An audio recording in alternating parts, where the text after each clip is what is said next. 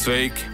Par cik daudziem no jums iepriekšējā video tēma likās aizraujoša, kā jau solīju, nākam klajā ar otro daļu no sērijas mūsdienu Latvijas šokējošākie noziegumi. Vakara melnumā, ejot mājās no skolas vai darba, tu nekad nezini, kas var uzguldēt no kāda tumša stūra. Gatavojot jauno video un iepazīstoties ar noziegumu niansēm, es nonācu pie secinājuma, ka ir gadījumi, kad droši nevar justies pat savās mājās. Pastāstīšu par vēl 6 noziegumiem, kas satricināja un šausmināja mūsdienu Latvijas sabiedrību. Kartupeļu talkas laikā notiek asiņainākā masu slepkavība mūsdienu Latvijas vēsturē. Slavens basketbolists savā privātmājā nošauj sievu pēc kā izdara pašnāvību, kā arī vairāki citi asinis stingzinoši notikumi un to šausminošās detaļas. Jūs gaida video turpinājumā.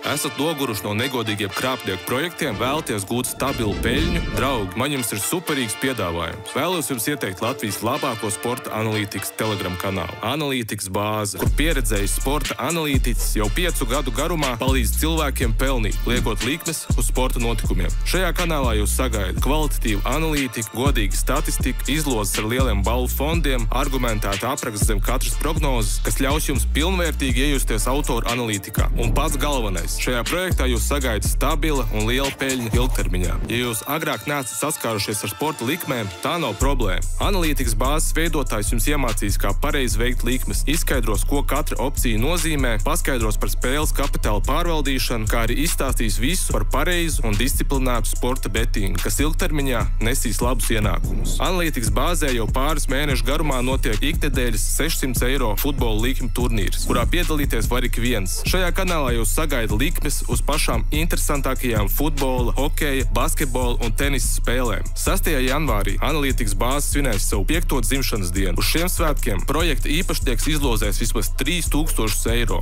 Iesakam pievienoties ikvienam.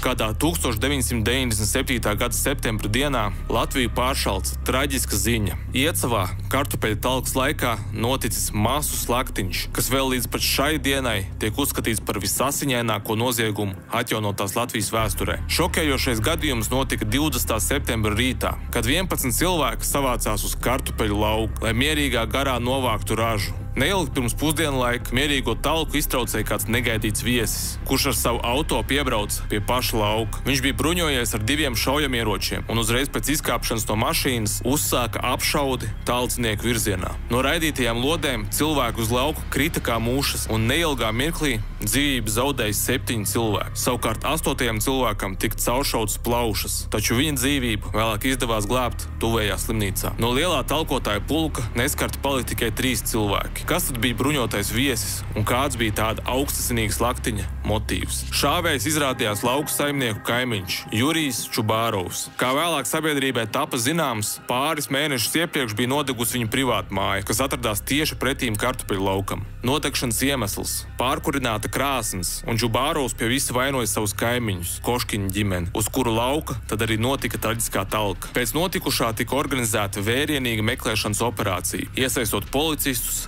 zemessargus un vietējos iedzīvotājus. Slepkavas meklēšanā kopumā piedalījās ap 500 cilvēku, kas tobrīd bija plašākā meklēšanas operācija Latvijas vēsturē. Jurija Čubārovu līķis tika atrasts nākamās dienas vakarā, aptuveni 2 kilometrus no nozieguma vietas. Viņš bija iegājis mežā un ielīdzis zvēru izraktā un ar nātrēm aizaugušā alā, ar kājām pa priekšu, un pie līķa sēdēja viņa suns.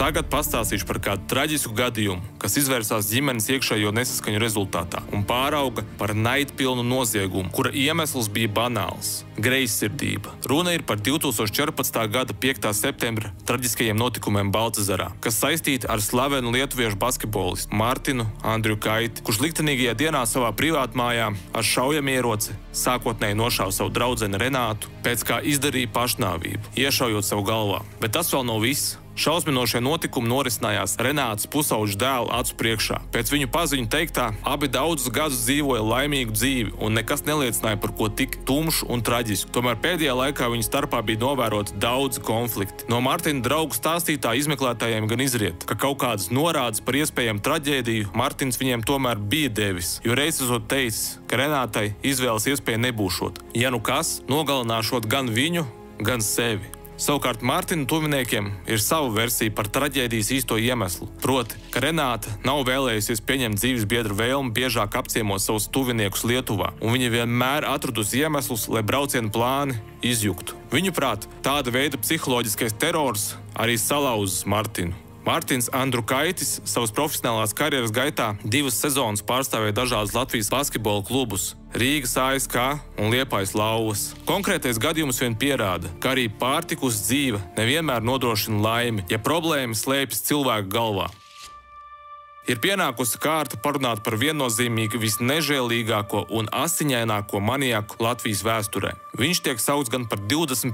gadsimta kaupēnu, gan par Krievijas sēriju veidu slepkavas Čikatillo latvisko versiju. Taču daudz viņu dēvē arī par pelēko cilvēku, kurš ar savu parasto izskatu nespētu radīt pat ne mazākās aizdomas par nežēlīgajiem noziegumiem, kas gulstas uz viņa sirdsapziņas. Spilgti noraksturotā maniaka vārds ir Kaspars Petrovs. Viņš tiek apsūdzēts 38 cilvēku slepkavībā, taču oficiāli pierādīts ir 13 epizodes. Viņš uzdarbojās Rīgas mikrorajonos laika posmā no 2000. līdz 2003. gadam. Slepkava par upuriem parasti izvēlējās gados vecākus cilvēkus, un viņam bija arī savas metodas, ar kurām viņš netraucētu varēja iekļūt upuru dzīvokļos. Izraugot savu upuri, viņš zvanījis pie dzīvokļa durvīm, uzdodoties par gāzes skaitītāju pārbaudītāju, un, acīm redzot, tāda metode bija ļoti efektīva. To var spriest pēc tā, ka veselus 3 gadus viņš netraucēti darbojies brīvībā un nogalinājis vismaz 13 cilvēkus, bet pēc izmeklētāju domām vismaz 38. Kā slimo manieku beidzot izdevās apturēt? Atklāti sakot, tas gadījās visai nejauši. Noslapkavotās pensionāras dzīvoklī uz kādas grāmatas izmeklētājiem izdevās atrast viņa pirkstu nospiedumu. Datu bāzē noskaidroja, ka tas pieder Petrovam, un 2003. gada 3. februārī viņu beidzot aizturēja. 2005. gada 12. maijā viņam tika piespriests mūža ieslodzījums. Bail pat iedomāties, kāds būtu upuru skaits, ja vien policijai neizdotos identificēt viņu pēc šāda viena nejauši atstāta pirkstu nospiedumu. Nākamais gadījums būs vienlaikus gan sevišķi traģisks un tajā pašā laikā arī ļoti mīklains un apvīts sazvērestību teorijā. Domāju, ka tas nekādi nebūtu ar skaidru prātu izprotams, ka miesīga māte vai tēvs nodara pāri savam bērnam, vai vēl trakāk, viņus nogalina. Konkrētais gadījums notika 2014. gadā Baložos, kad kādā dzīvoklī tika atrasti 2 mazu puiku līķi, no kuriem vienam bija tikai pusotrs gads, bet otram 3 gadi. Slepkavības apstākļi bija ļoti mīklaini, jo policija abus bērnus atrada guļam savā dzīvoklī ar seju pret spilveniem. Bija skaidrs tikai viens – bērni tikuši nosmacēti. Aizdomas momentā krit uz bērnu māti Gintu Vojcišu, kuru nekavējoties apcietināja. Tieši māte bija tā, kas pirmā izsauca mediķus. Kā izmeklētājiem apgalvoja Vojcišu, viņa bija izgājusi no dzīvokļa uz aptuveni stundu, un atgriežoties mājās, bērni jau bija bez dzīvības pazīmēm. Tā kā viņa bija galvenā aizdomās turamā, pret viņu tiesā izvirzīja apsūdzību 2 bērnu slepkavībā un piesprieda 20 gadus ilgu cietumssodu. Tomēr šajā lietā nekas nebūtu nav tik viennozīmīgs. Neskatoties uz spriedumu, izmeklētājiem joprojām trūkst neapgāžamu pierādījumu, ka slepkava ir māte, un arī Ginta savu vainu turpina noliegt. Viņas nevainībai tic arī viņas ģimene. Kopš notikušā izvirzītas pat vairākas teorijas par to, kāpēc māte varētu būt nogalinājusi savus bērnus. Citi savukārt atkal aizstāv mirušo bērnu māti un uzskata, ka viņa nav vainīga. Viena no apsūdzības puses teorijām, kas izskanējusi tiesā, pat apgalvo, ka māte internetā meklējusi metodas, kā bērnus nonāvēt. Savukārt kāda viņas paziņa tiesā pilnā nopietnībā apgalvojusi, ka pie bērnu bojājējas vainīgs sātanisma rituāls. Pastāv pat versija, ka lietu varētu būt safabricējusi policija. Noziegums, par kuru dzirdēsiet tagad, ir vēl mīklaināks nekā iepriekšējais, jo slepkava tā arī nav atrasts un notiesāts vēl joprojām. Arī šeit par upuri kļuva bērns. Kādā 2007. gada 14. augusta dienā 10 gadus vecā Diana Kozlovska devās ārā no mājām Dobelē, taču atpakaļ tā arī neatgriezās. Meitenīte bija pazudusi bez vēsts, un policija uzsāka vērienīgu meklēšanas operāciju, kas ilga aptuveni mēnesi. Meitenes pazušana radīja bailes vietējo iedzīvotāju vidū un sacēla gaisā visu pilsētu, jo izskanēja pat versija, ka pilsētā uzdarbojas maniaks. Meklēšana, diemžēl, noslēdzās uz skumjas nots. Diana tika atrasta mirusi ar vardarbīgas nāves pazīmēm. Diānas mirstīgās atliekas atrada netālu no mājām, vietā, kas jau vairāk kārt iepriekš bija pārmeklēta. Visas aizdomas sākotnēji krita uz māti un patēvu, taču pierādījumu trūkuma dēļ gala tiesa, kas notika 6 gadus pēc traģēdijas, viņus attaisnoja. Ņemot vērā, ka visu tos lietas materiālus, kādi ir, es uzskatu, ka citas personas meklēšana šajā gadījumā nav liederīga. Slepkavības motīvs prokurora ieskatā bijis mēģinājums slēpt to, ka patēvs ar viņu izdarījis netiklas darbības. Šajā konkrētajā gadījumā es uzskatu, ka šī bija mātes izšķiršana starp bērnu un vīrieti, un viņa uzskatīja, ka viņa jāpatur šis vīrietis, un tādēļ upurēja savu bērnu.